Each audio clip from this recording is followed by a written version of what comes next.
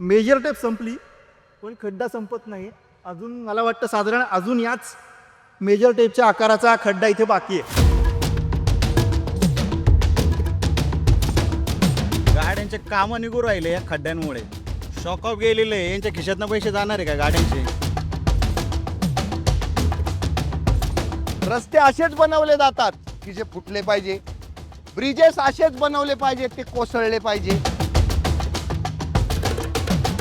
खड्डा म्हणजे काय?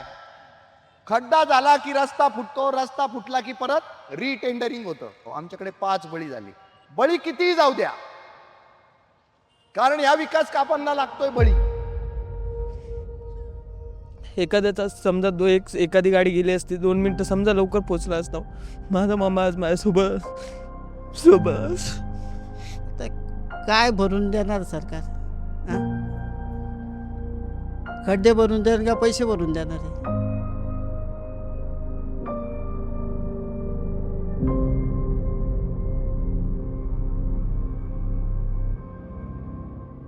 नमस्कार, मी गुरुप्रसाद आणि तुम्ही बोलभिडू बघता. खड्ड्याचं रिपोर्टिंग करणाऱ्या माझ्यासारख्या पत्रकारांसाठी खड्डे ही फक्त एक बातमी आहे. ज्यांनी आपला जीव मुठीत घेऊन रोज खड्ड्यातनं प्रवास केला आहे त्यांच्यासाठी खड्डे ही फक्त एक समस्या आहे.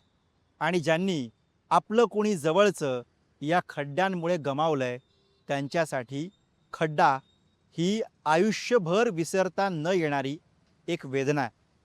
मुंबई ते नाशिक प्रवास करत मी खड्ड्यांवरती जो रिपोर्ट केला आहे तो यासाठी बघा, कारण या रिपोर्टच्या शेवटी तुम्हाला मी ज्या चकाचक खड्डे विरहित रस्त्यावरती घेऊन जाणार आहे ना, तिथे कदाचित तुम्हालासुद्धा तोच प्रश्न पडेल, तेच वाटेल जे त्या रस्त्यावर मला वाटलं होतं.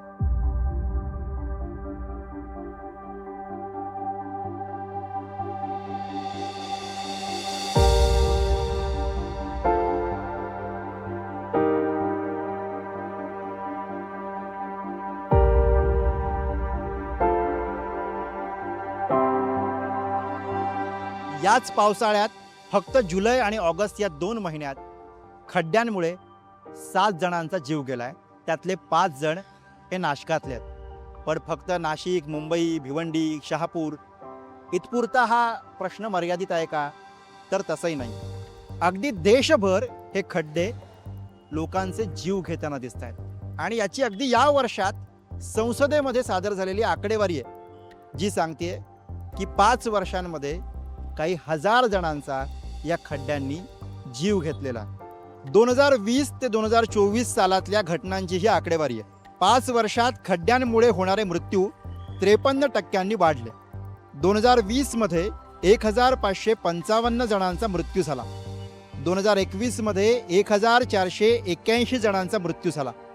2022 मध्ये 1856 जणांनी आपला जीव गमावला.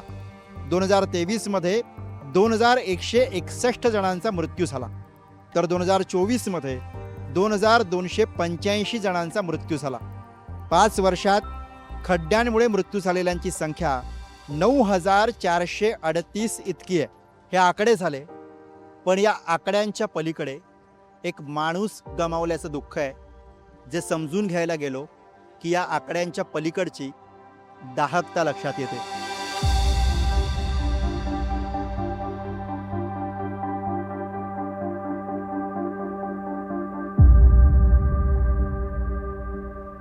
एखाद्याचा जीव गेल्यानंतर यंत्रणा कशी कामाला लागते याचं चित्र या क्षणाला माझ्या कॅमेऱ्याच्या माध्यमातून तुम्ही बघताय. इथे रस्त्यावरती काही पेवर ब्लॉक दिसत आहेत, त्याच्या आजूबाजूला डांबर दिसतंय. इथे अगदी आत्ता मी व्हिडिओ ज्या दिवशी शूट करतोय त्या दिवसाच्या सकाळपर्यंत एक मोठा खड्डा होता. या खड्ड्यानं एका जवानाचा जीव घेतला. TDRFचा जवान विकास गोरे याच रस्त्यावरनं आपली बुलेट घेऊन सकाळी ड्युटीवर निघाले होते, तेव्हा याच खड्ड्यानं त्यांचा जीव घेतला. त्यांची बुलेट गाडी याच खड्ड्यात आदळली, त्यांचा तोल गेला, अपघात झाला, त्यात ते जबर जखमी झाले, रुग्णालयात उपचारादरम्यान त्यांचा मृत्यू झाला. असा सगळा हा घटनाक्रम आत्ता ज्या दिवशी अपघात झाला त्याच दिवसाच्या संध्याकाळी या भर पावसात मी हा व्हिडिओ रेकॉर्ड करतोय तेव्हा मला रस्त्यावरती कुचकामी यंत्रणा दिसतेय, थातूरमातूर कामं करणारी यंत्रणा दिसतेय, मलमपट्टी करणारी यंत्रणा दिसतेय, आपली जबाबदारी झटकून देऊन काम करणारी एक यंत्रणा दिसते आणि तिने केलेलं हे काम आहे.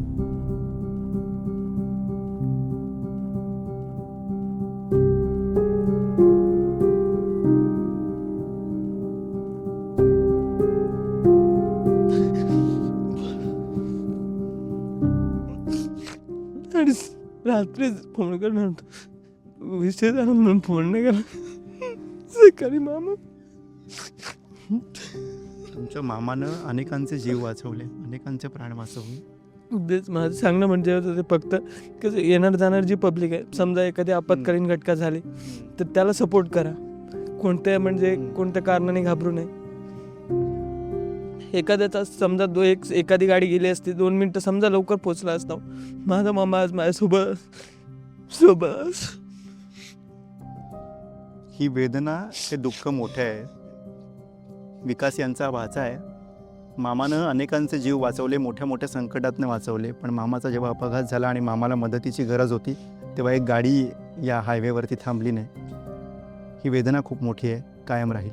मोठा खड्डाच आम्हाला पडला, म्हणजे भरून निघणारच नाही. तो कमवता एकच होता तो घरात, मग तो सगळा कुटुंबाचा रडगाड सामान. तर कोणाकडे हे करा, तर काय भरून देणार सरकार? हां, खड्डे भरून देणार का पैसे भरून देणार आहे? हां, माणूस निघून गेला तर त्या पैशाचा काय उपयोग? त्याला 2 मुली आहेत, 1 वर्ष गेला, जुल्या मुली आहेत. खरंच कठीण अवस्था झाली. म्हणजे कमवता तोच एकटा होता. मला हीच खंत आहे आणि माझ्या TDRFला हीच खंत आहे की आपण सगळ्यांचे जीव वाचवण्यासाठी आपल्या जीवाची कधीही पर्वा करत नाही, परंतु आज आपल्यातलाच एक जवान सोडून गेला आहे. खूप मोठी आघात आमच्या TDRFवरती झालेला आहे. अशी घटना आजपर्यंत TDRFमध्ये कधीही झाली नव्हती. खूप सारं TDRF हे दुःखात गळून गेलेलं आहे.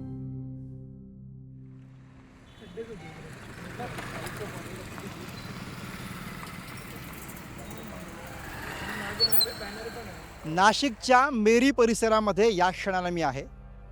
ज्या रस्त्यावरनं मी चालतोय त्याच रस्त्यावर असलेल्या खड्ड्यानं 66 वर्षांच्या दीपाली बेळे यांचा जीव घेतला. विचित्र असा हा सगळा खड्डा आणि हा रस्त्याचा पॅच या ठिकाणी आहे. इथूनच दीपाली बेळे या आपल्या मुलीसह आपल्या स्कूटीवरनं प्रवास करत होत्या आणि याच प्रवासादरम्यान अचानक एकाएकी याच भागातनं त्यांची स्कूटी ही उडाली. आताही हा रस्ता इतका अनइवन आहे की तसाच अनुभव इथल्या बाईक चालकांना येतो. त्या खाली पडल्या, गंभीर जखमी झाल्या आणि त्यानंतर त्यांना उपचारासाठी रुग्णालयामध्ये दाखल करण्यात आलं. जवळपास 39 दिवस दीपाली बेळे या कोमामध्ये होत्या आणि अखेर त्यांचा मृत्यू झाला. तो काळ तर आम्हाला ते 40 दिवस जे गेले आमचे, ते आम्हाला वाटलं होतं की बाबा होईल सुधारणा, पण शेवटी नाही झाले. आता त्या ज्याचं त्यालाच ठाऊक असतं, ते काय असं व्यक्त करण्यासारखं काही नाही आहे त्याच्यात. दुःख म्हणजे आमच्या घरातला म्हणजे मुख्य आजार होता तो, त्या मुलींचा आणि माझा. कारण की घरामध्ये आम्ही दोघंच असायचो. मुली तर लग्न झालेले आहेत, त्या तिघी त्यांच्या सासरे असतात, आम्ही घरात दोघंच असतो. त्यामुळे एक फार मोठा आजार गेला आहे तो. नाशिकच्या अंबड परिसरामध्ये या क्षणाला मी आहे. पाण्यानं झाकलेला हा रस्ता आणखी एका अशाच अपघाताची साक्ष देतोय. 10 दिवसांपूर्वी साधारणपणे हा अपघात झाला आणि या अपघातामध्ये 40 वर्षांच्या निलेश कोतकर यांचा दुर्दैवी मृत्यू झाला. निलेश कोतकर हे आपल्या कारखान्यावरनं, गणपती तयार करण्याचा त्यांचा कारखाना होता आणि त्या कारखान्यावरनं इथे पुढे अगदी जवळच 5 मिनिटावर असलेल्या आपल्या घरी निघालेले होते आणि त्याच दरम्यान एका खड्ड्यामध्ये त्यांची 2 व्हीलर गेली. त्यातनं ते पडले, जखमी झाले आणि जखमी अवस्थेमध्ये त्यांना रुग्णालयात दाखल करण्यात आलं.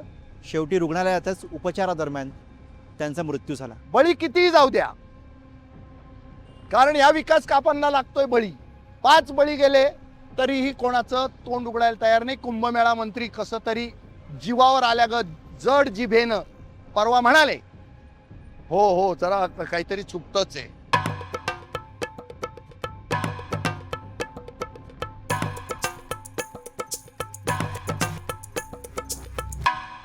नाशिकच्या मखमलाबाद रोड परिसरामध्ये या क्षणाला मी उभा आहे आणि रस्त्यावरती खड्डेच खड्डे दिसत आहेत. खरं तर काही दिवसांपर्यंत हा सगळा रस्ता खड्ड्यांनी अक्षरशः भरलेला होता. आता तुम्ही म्हणाल की इथं खड्डे दिसत आहेत, मग भरलेला होता असं मी का म्हणतोय? तर इकडचे स्थानिक पत्रकार जे रोज या खड्ड्यांच्या बातम्या करतात ते सांगतात की इथं रस्ता कमी आणि खड्डेच जास्त दिसत होते, अशी सगळी परिस्थिती आहे. आत्ता जो रस्ता मी तुम्हाला दाखवतोय तो रस्ता इकडचे खड्डे भरल्या गेल्यानंतरचा रस्ता आहे. आता खड्ड्या भरल्यानंतर सुद्धा जर इतके खड्डे हे रस्त्यावरती दिसत असतील तर तुम्ही फक्त काही दिवसांपूर्वीची इकडची परिस्थिती काय असेल हे इमॅजिन करू शका. काही नाही, एक सोपं काम ते काय करतात, दगडं टाकणे, थोडासा डांबराचा फवारा मारणे, त्याच्याने तो खड्डा काही बुजत नाही. मग काहीतरी अपघात होतो, त्या अपघातातून हवाक तयार होतो मोठा आणि मग ते टेंडरिंग निघतं. वास्तवात हे खड्डे बुजवण्याचं तंत्र गेल्या 20 वर्षापासून आपले जे शास्त्रज्ञ लोक आहेत, म्हणजे सिव्हिल डिपार्टमेंटचेच सांगतोय मी तुम्हाला, त्यांनी असं सोल्युशन विकसित केलेलं होतं. 20 वर्षापूर्वीचा खड्डा पडला की त्याच्यामध्ये ते मिक्सचर टाकलं की एक वेळ खड्ड्याच्या बाजूचं तुटायला लागेल, पण ज्या मिक्सचरनी तुम्ही तो खड्डा भरलाय तो कधीच तुटणार नाही, असं सोल्युशन अवेलेबल आहे. हे 20 वर्षांपूर्वी झालेलं आहे. बरं. आणि आत्ता काल परवा मी क्लिप्स बघायला लागलो, कारण आता लोकच खूप मरायला लागली. आता हा मृत्यूचा नवा प्रकार आहे. अशा पद्धतीनं मृत्यू होण्याचं प्रमाण फार अत्यल्प होतं पूर्वी. आज खड्ड्यात पडून मरणाऱ्यांचं संख्या जास्त झाल्यामुळं मृत्यूची जी विविध कारणं आहेत त्या विविध कारणात आता ह्याचं ॲडिशन करायची वेळ आली. म्हणजे पुरात जाणारे, वादळात जाणारे, रस्ते अपघातात जाणारे, जळून मरणारे, बुडून मरणारे पैकी आता अजून एक हेड काढावं लागेल, खड्ड्यात पडून मरणारे. मेजर टेप संपली पण खड्डा संपत नाही अजून. मला वाटतं साधारण अजून याच मेजर टेपच्या आकाराचा खड्डा इथे बाकी आहे. इथं साधारण हा खड्डा संपतोय, इतका मोठा खड्डा. मखमलाबाद रोडवरचाच हा खड्डा आहे. हा बुजवला गेलेला खड्डा आहे. जसे अनेक खड्डे इथे बुजवले तसा हाही खड्डा बुजवला, पण बुजवल्यानंतर सुद्धा हा खड्डा पुन्हा आला. आणि आता हा या सगळ्या पॅचमधला सगळ्यात मोठा त्यातल्या त्यात खड्डा दिसतोय. गाड्या या खड्ड्यातनं जातात, पाणी सगळं उडतं. आता ही गाडी आली तर आपल्याला इथनं बाजूला उठावं लागेल, कारण हे सगळं पाणी आपल्या अंगावरती उडणार आहे. म्हणजे इकडचे पत्रकार हे सांगतात की प्रशासन इथे येतं, हे खड्डे बुजवून जातं, खड्डे बुजवल्यासारखं किंबहुना करतं आणि त्यानंतर सुद्धा हे खड्डे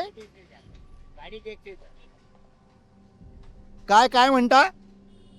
आता आमची इथं गाडी टेकलेली, एवढे मोठे खड्डे, पाण्यात खड्डा सुद्धा कळत नाही हो सर. खड्डा ते काहीतरी बघायला पाहिजे आणि करायला पाहिजे इथे. मी म्हटलं तसं तुम्हाला की इथं ह्या रस्त्यावरती परिस्थिती इतकी बिकट आहे की लोकांना इथे थांबून तुमचा बाईट द्या, खड्ड्यावरती काय वाटतं हे विचारावं लागत नाही. लोक स्वतः इथे थांबतात, त्यांना हे बोलायचं असतं, आपली व्यथा मांडायची असते. अशी ही सगळी परिस्थिती आहे जी कुठल्याही नाशिकच्या रस्त्यावरती आपण फिरलो की आपल्याला दिसते. नाशिकच्या द्वारका चौकामध्ये मी उभा आहे आणि काय रस्ता आहे तुम्हाला दाखवता बघा. हा रस्ता आहे. या रस्त्यावरनं रोज गाड्या ये जा करतात आणि सगळ्यात मुख्य बाब म्हणजे तिकडे दूरवरती अगदी तिथे समोर माझ्या नजरेला दिसते इतक्या अंतरावरती शाळा आहे. म्हणजे शाळेत जाणारी मुलं सुद्धा याच रस्त्यानं तिकडे शाळेकडे जातात. तिसरं अशी गोष्ट आहे का शाळा एक आहे आणि एक महानगरपालिकाचं दवाखाना आहे डॉक्टर जाकीर हुसेन. बरं. आणि त्यांचं महिलांचं जाणं येणं सुद्धा इकडून कठीण झालेलं आहे, कारण तिथं मंगळवार आणि शनिवारी हे गरोदर महिलांचं या असतं तिथं. तर या रस्त्यावर हो, या रस्त्यावरनं अक्षरशः तुम्ही या, मी तुम्हाला दाखवतो, या रस्त्यावरनं त्यांना म्हणजे एवढा मुठीमध्ये जीव घेऊन त्यांना चालावं लागतं. माता बहिणींना काय सांगायचं आता, अशी परिस्थिती झालेली ना. अशीच खूप त्रास होतोय. गाड्यांचे कामं निघू राहिले या खड्ड्यांमुळे. गाड्यांची काय कामं निघतात, काय होतं? शॉकअप गेलेले, यांच्या खिशातनं पैसे जाणार आहे का गाड्यांचे? शॉकअप जाता, खटाखटा आवाज येऊ राहिला या खड्ड्यांमुळे. किती दिवस सहन करणार आहे लोक? आता हा एक खड्डे खणले तो परत त्याच्याकडे बघणार पण नाही. अजून 4-5 दिवसांनी परत दुसऱ्या रस्त्याचे खड्डे करणार, त्याकडे बघणार नाही. हे जे दादा आहेत की नाही, आम्ही पत्रकार लोक बाईट घ्यायला लोकांकडे जातो, काय प्रॉब्लेम आहे, खड्ड्यांमुळे काय होतं हे विचारतो. हे दादा स्वतःहून गाडी घेऊन इथे थांबले, यांना लक्षात आलं मी खड्ड्यांचीच बातमी करतोय आणि थांबून त्यांनी स्वतःहून मला बाईट दिला. हा जो रोष आहे ना लोकांच्या मनामध्ये, त्यांना सांगायचं आहे की आम्हाला हा त्रास होतोय. वर्क इन प्रोग्रेस, काम सुरू आहे आणि प्रशासन सांगते नागरिकांना, चालकांना गो स्लो.